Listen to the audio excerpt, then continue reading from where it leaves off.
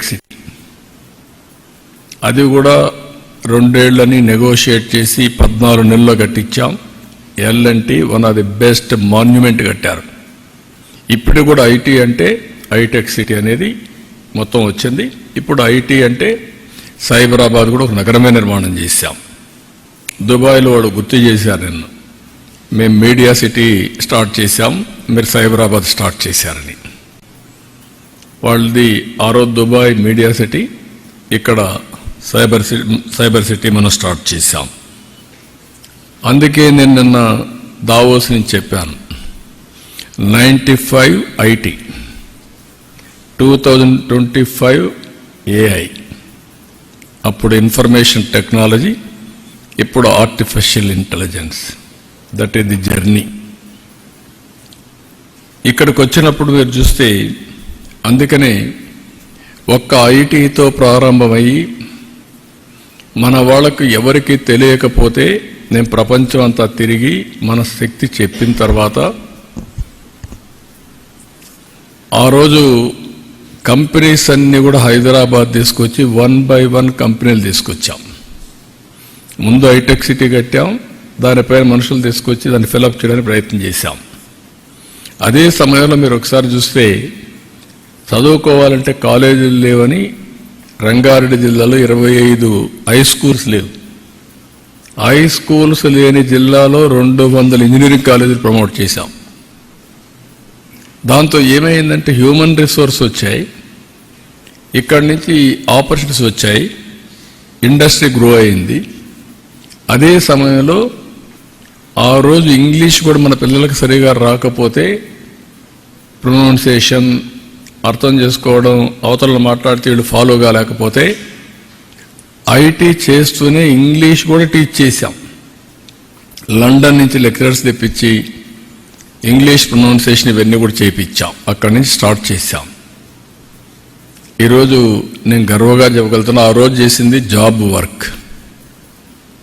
95 నుంచి మన వాళ్ళు బిగిన్ చేసింది జాబ్ వర్క్. అంటే అమెరికాలో డే టైం డాక్టర్స్ ప్రాక్టీస్ చేస్తే మనకు వాళ్ళకు రాత్రి, మనకు డే టైం, వీళ్ళు కూర్చొని వాళ్ళు పంపించిందంతా టైప్ చేసి కంప్యూటర్లో యాడ్ చేసి పెడితే నెక్స్ట్ డే మార్నింగ్ నుంచి వర్క్ స్టార్ట్ చేశారు. ఇప్పుడు ఆర్టిఫిషియల్ ఇంటెలిజెన్స్ ఆ వర్క్ కూడా అవసరం లేదు, ఏఐకి చెప్పేసి అది చేసేస్తుంది. మీ వాయిస్ అంతా కన్వర్ట్ చేసి టెక్స్ట్ పెట్టేసే పరిస్థితికి వచ్చాం. అక్కడి నుంచి స్టార్ట్ చేశారు. అక్కడి నుంచి స్టార్ట్ చేసిన వాళ్ళు నేను చాలాసార్లు చెప్పేవాడిని, నువ్వు ఉద్యోగం అడగడం కాదు, నువ్వు ఉద్యోగం ఇచ్చే పరిసరాలు, జాబ్ సీకర్ కాదు, జాబ్ ప్రొవైడర్ అని. నేను జురిక్ వెళ్ళినప్పుడు మొత్తం 500 మంది 12 కంట్రీస్ నుంచి వచ్చారు, 600 మంది వచ్చారు. వాళ్ళు ఎంత జుబిలియంట్గా ఉన్నారంటే దగ్గర 25% to 30% అందులో ఆంటర్‌ప్రెన్యూర్స్ ఉన్నారు. ఐటీలో వెళ్ళారు, ఉద్యోగాలు చేశారు. సెక్యూరిటీ కోసం ఒకరు వైఫ్ అండ్ హస్బెండ్ ఉంటే ఒకరు ఉద్యోగం చేస్తూ ఒకరు కంపెనీ పెట్టారు. ఆ విధంగా ట్రాన్స్ఫర్మేషన్లో వెళ్ళారు.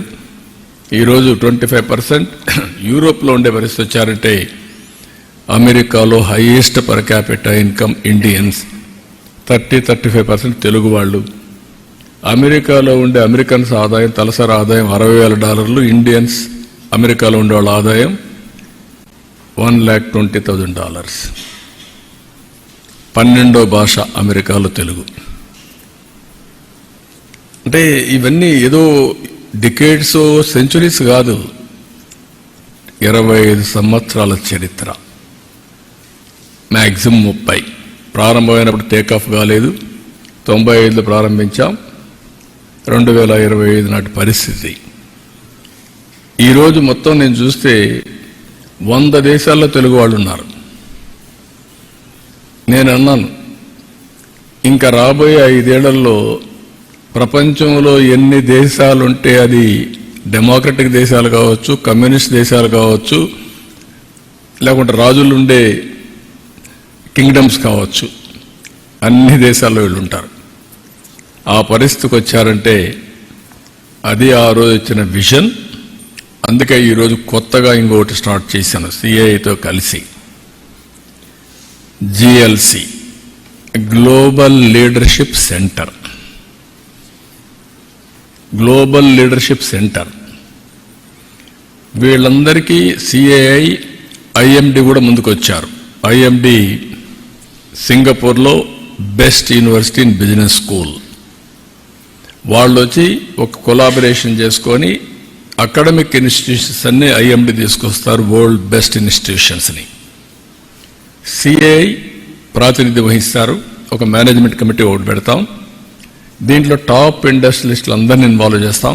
మేనేజ్మెంట్ కమిటీలో కూడా గ్లోబల్ లీడర్స్ అందరినీ తీసుకుంటాం. Who are all willing to join, will take them. Global లీడర్స్ని, ఆంటర్ప్రెన్యూర్స్ని ప్రమోట్ చేస్తాం. 2047కి ఈరోజు పర్ క్యాపిటల్ ఇన్కమ్లో నెంబర్ 1 ఉన్నాం.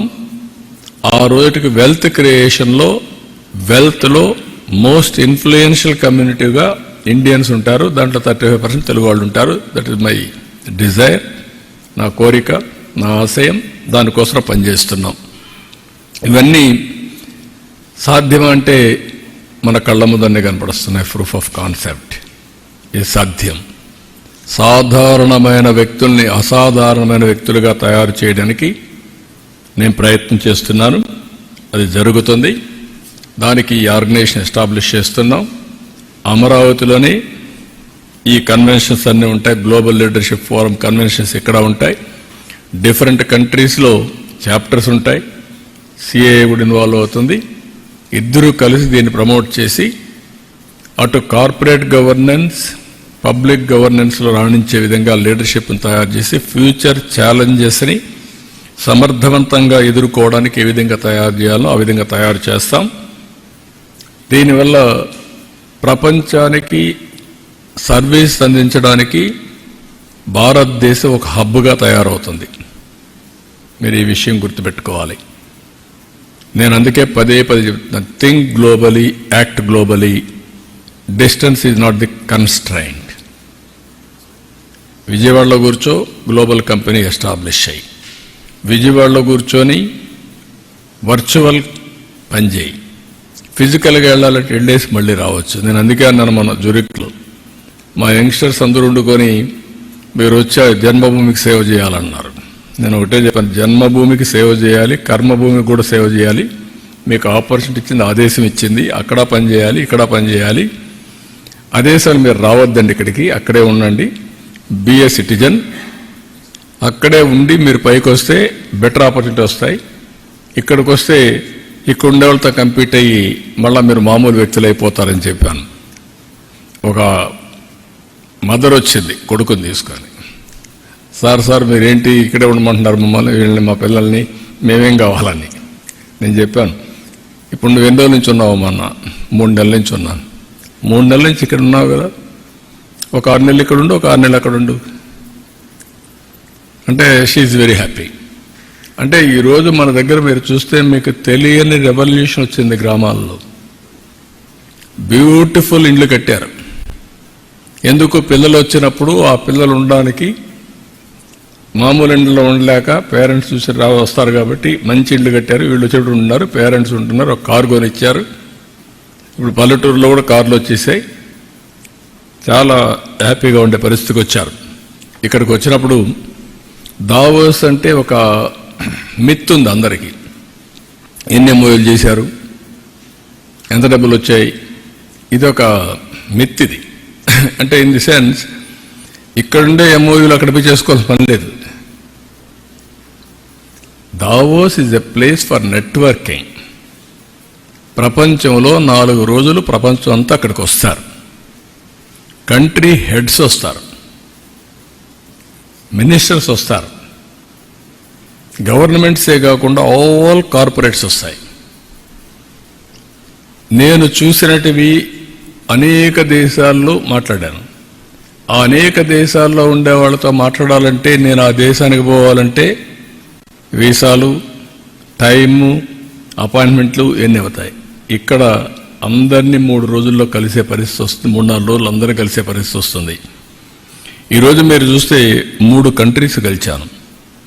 27 బయోలేటరల్ మీరు చూస్తే డిఫరెంట్ కంట్రీస్లో వరల్డ్ బెస్ట్ కంపెనీస్ అన్నీ కూడా సీఈఓలు అందరూ వచ్చి కలిశారు.